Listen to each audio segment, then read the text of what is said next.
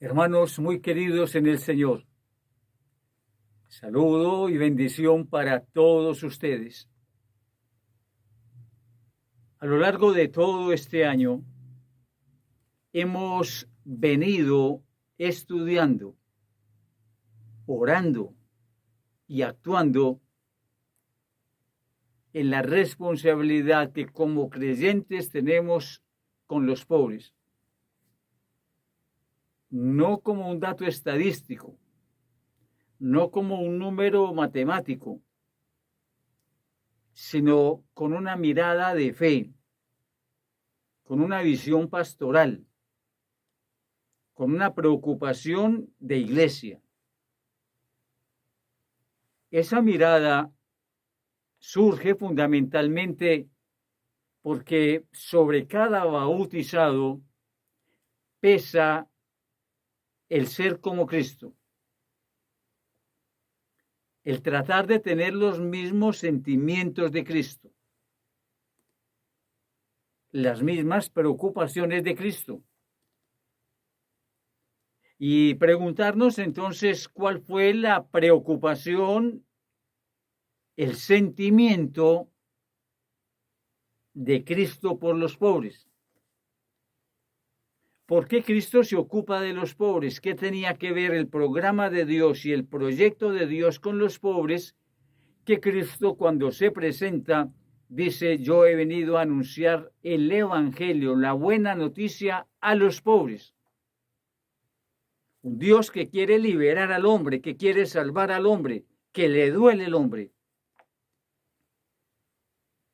La iglesia, continuadora de la obra de Cristo, asume entonces en la naturaleza el tema de los pobres. No es ajena a los pobres, nunca lo ha sido.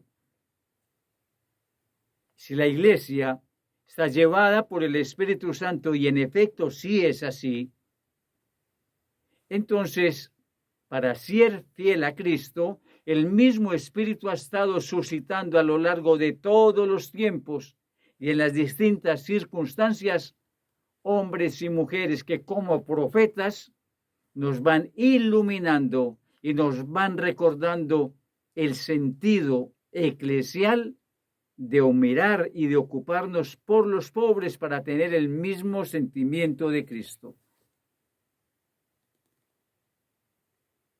Teniendo en cuenta que la iglesia misma debe ser pobre. Más aún, que cada uno de nosotros no solamente es pobre, porque la gran mayoría de nosotros hemos venido de familias pobres, limitadas, obreras, trabajadoras. La gran mayoría de nosotros no pertenecemos a ninguna clase ni burguesa, ni política, ni dominante. La gran mayoría de nosotros no. Obreros, familias de obreros. ¿Y cuántos de ustedes, hermanas y hermanos, han tenido que trabajar la tierra, cuidar animales y han sido obreros? Bueno, en ese ambiente, la iglesia nos invita también a nosotros a mantener la austeridad, a ser pobres entre los pobres para mantener los mismos sentimientos de Cristo y vivir al estilo de Jesús. Ese es como el corazón, el hilo conductor de todo el curso que hemos seguido.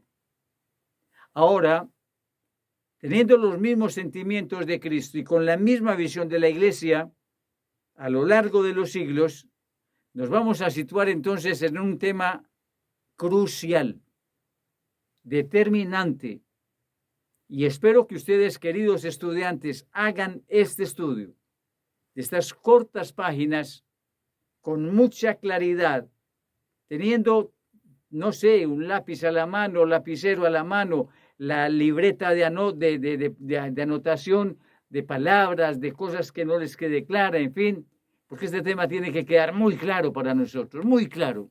Fidelidad al Señor, por eso estudiamos. Nos vamos a situar en el tema número 14 de este librito que nos han entregado en el Instituto Pastoral para nuestro estudio. Vamos a ir de la página 115 hasta la página 122. Repito, de la página 115 a la 122. A ver, es un tema muy importante y que requiere mucha claridad y muy buena precisión. El Concilio Vaticano II se dio hace 60 años. Respondiendo a un reclamo que le hacía Dios a la Iglesia, empujada por el Espíritu Santo, y respondiendo al clamor de miles, de millones de seres humanos acosados por las duras, las críticas circunstancias que había dejado como consecuencia la Primera, la Segunda Guerra Mundial. Crisis económica, crisis social, crisis política, terrible. Todo esto había desencadenado un vacío profundo en el ser humano.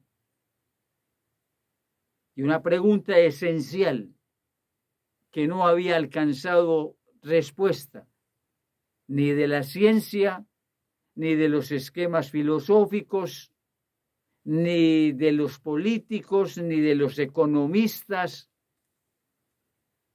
El problema era el hombre. La pregunta es el hombre. ¿Qué sentido tiene vivir? ¿Qué sentido tiene mi vida y la vida de los demás? Mejor morir que vivir. En una tragedia y en un ambiente tan terrible como el que dejó la Segunda Guerra Mundial, un fracaso y una frustración. En medio de todo esto la vida se vuelve una peste, y así lo escriben algunos novelistas. La vida se vuelve una náusea, así también lo escriben unos novelistas. La vida no es nada, y la vida no vale nada. También así se escribe y así se piensa. ¿Será verdad esto? ¿Será eso lo que se puede decir del hombre? ¿Será eso lo que finalmente se vuelve conclusión de todo lo acontecido a lo largo de la historia? Que esto es una náusea, que esto es una peste, que esto no tiene sentido. ¿Será así la vida? Ante esta preocupación, ante la cantidad de huérfanos, de viudas, de naciones destruidas y pisoteadas, ciudades arrasadas, hambre por doquier, odios, frustraciones, fracasos.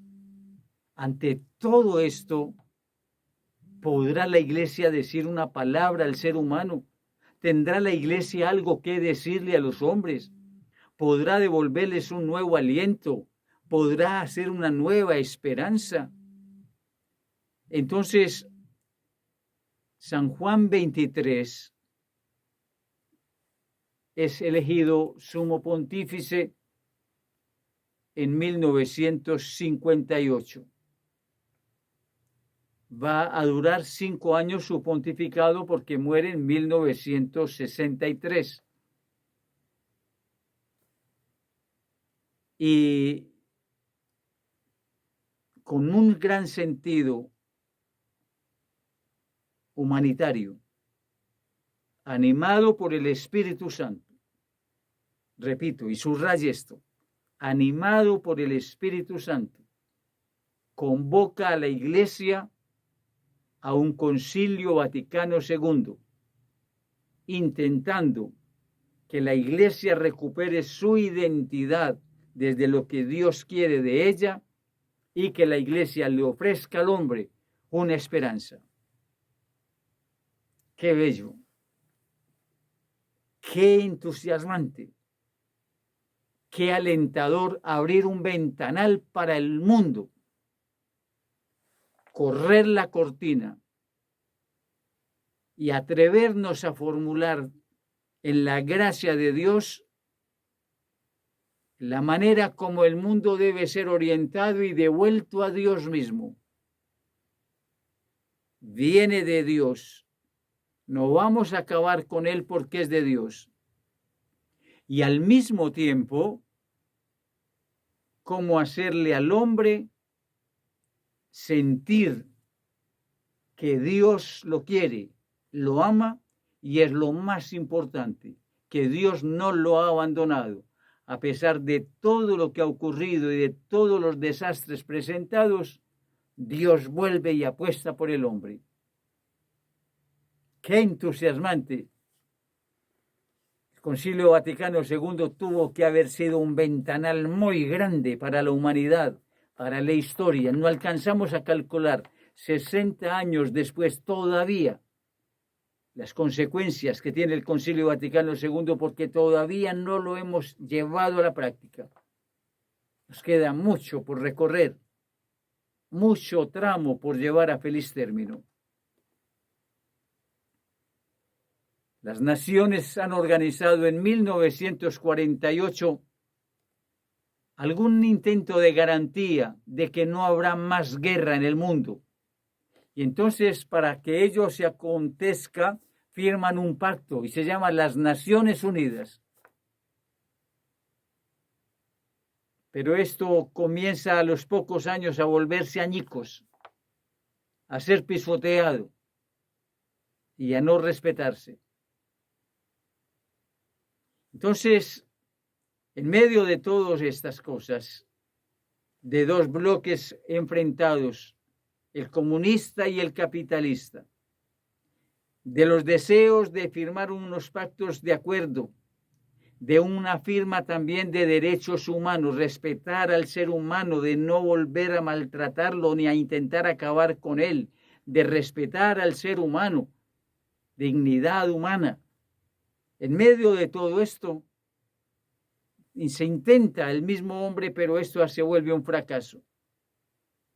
La Iglesia trata de presentar entonces una respuesta sólida desde la fe, con la ayuda de Dios, la gracia del Espíritu Santo.